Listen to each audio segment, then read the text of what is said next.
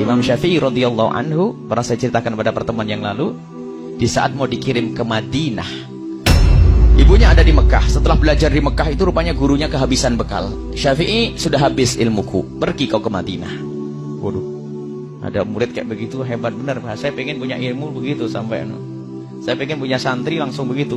Sampai saya bingung ngajar kamu itu, nak. Kenapa? Habis ilmu saya. Wah, kan hebat kalau gitu. Ini ada orang ngajar Imam Syafi'i itu kehabisan. Syafi'i, ilmuku sudah habis, pergilah kau ke Madinah. Pamitan kepada ibunya.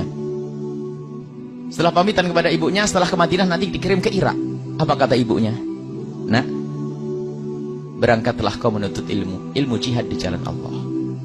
Kita ketemu nanti di akhirat saja. Bagaimana kalau ibu kita ngomong gitu? Dan saya masih ingat Umi juga pernah waktu itu, saya dengar cerita sebelum dari buku, dari ceritanya Umi. Berangkatlah kau Syafi'i, nanti kita ketemu di akhirat. Imam Syafi'i ke Madinah, lalu berangkat ke Irak. Di Irak tuh Imam Syafi'i bukan setahun, 2 tahun. Karena takut pulang ke rumah, nggak berani. Karena belum dipanggil sama ibunya. Belum dipanggil sama ibunya. Di Irak menjadi orang alim besar. Sehingga setiap rombongan dari Irak haji, ibunya Imam Syafi'i datang, ikut haji juga.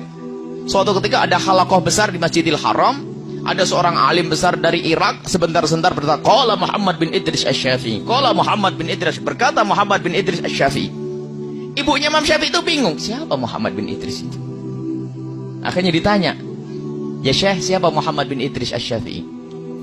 Sang Syekh dengan penuh kebanggaan, dia adalah guruku, seorang alim yang ada di Irak, asalnya dari Mekah ini. Ibunya kaget, ketahuilah ya Syekh, Muhammad bin Idris Asy-Syafi'i adalah anakku. Hah? Ibunya masih ada. Iya, Muhammad bin Idris Asy-Syafi'i adalah anakku. Akhirnya dihormati ibunya Imam Syafi'i. Terus apa pesanmu untuk Syafi'i? Pesanku untuk Syafi'i, kalau memang Syafi'i pengen pulang, Syafi'i boleh pulang. Baru disampaikan kepada Imam Syafi'i bahwasanya Syafi'i boleh pulang. Dulu janjinya ketemu di akhirat. Artinya sudah tidak harapan ketemu di dunia kayak gitu. Karena tidak ada telepon, tidak ada SMS, tidak ada. Akhirnya disampaikan kepada Imam Syafi'i, langsung bergegas Imam Syafi'i pulang. Karena Imam Syafi'i itu kiai gede, ulama kelas nasional, internasional waktu itu, sehingga syairnya Imam Syafi'i itu kalau dibawa ke Mekah langsung tersebar ke penjuru dunia. Akhirnya Imam Syafi'i waktu mau berangkat pulang, orang-orang yang sudah mencintai Imam Syafi'i memberikan kekayaannya. Ada yang ngasih 3 onta, 1 onta. Ini bayangkan Irak. Jadi Imam Syafi'i punya ratusan onta pulang, dengan isinya sekaligus di punggungnya onta. Imam Syafi'i bingung, dikawal oleh beberapa santrinya, ngikuti Imam Syafi'i. Jadi Imam Syafi'i pulang dengan kekayaan. Lihat, carinya ris, carinya duit, carinya ilmu, tapi pulang dikasih kekayaan. Sampai di batas kota Mekah, Imam Syafi'i menyuruh santrinya untuk mengetuk pintu ibunya agar memberikan kabar bahwasanya Imam Syafi'i sudah dekat. Dan memang begitu disunnahkan, kalau kita mau pulang itu kita memberikan kabar agar yang di rumah mempersiapkan, jangan bikin kejutan. Nah, memberi kabar. Setelah diketuk pintunya, menjawab ibunya, siapa ini? Saya muridnya Syafi'i, Imam Syafi'i. Kenapa? Imam Syafi'i sudah di tapal batas kota Mekah dan dia sudah mau masuk. Ibunya bertanya, Syafi'i bawa apa? Dengan penuh kebanggaan muridnya Imam Syafi'i bercerita, Imam Syafi'i membawa ratusan onta. Ditutup pintu, aku menyuruh Syafi'i ke Irak bukan cari dunia. Katakan kepada Syafi'i, Syafi'i tidak boleh pulang ke rumah. Sekarang suruh cari duit. Anaknya jadikan sapi perah cari duit. Sekarang ini kalau nggak bawa duit suruh pulang, balik ini.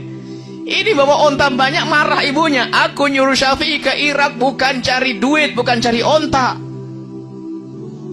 Akhirnya sampaikan Imam Syafi'i, gemeteran dia nyampaikan, ya Imam Syafi'i, ibumu marah. Kenapa?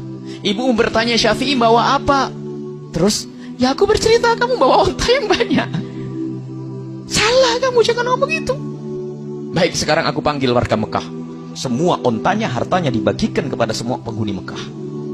Yang ada hanya kitab saja. Sampaikan kepada ibuku, dikentuk. Siapa ini? Aku murid Syafi'i. Kenapa?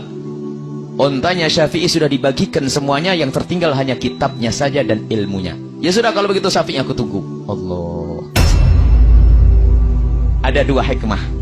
Yang pertama, Ibu yang baik itu tidak menjadikan anaknya sapi perah untuk cari duit. Itu loh, ibu yang benar.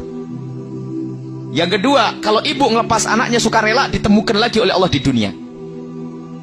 Lihat, rela padahal ibunya Imam Syafi'i ngelepas anaknya, nak ketemu di akhirat. Loh, pol-polan ini. Pol-polan. Umi dulu pernah ngomong sepintas ngomong gitu ya, ketemu di akhirat. Saya ingat. Cuman ya setelah itu ketemu lagi di dunia kan. Kita mondok juga cukup lama, 18 tahun mondok, bayangin Bu, mondok 18 tahun Bu. Saya itu mondok ibu, anak ibu berapa tahun mondok? Saya mondok 18 tahun pulang masih tua atau muda Bu? Yang bener nih Bu. Saya mondok 18 tahun tapi pulang nah masih muda kata ibu yang bener. Yuk jangan mah. Jadi mondok baru 4 tahun sudah lama, 3 tahun sudah lama. 18 tahun saya mondok itu. Jadi ternyata tidak ada yang kurang.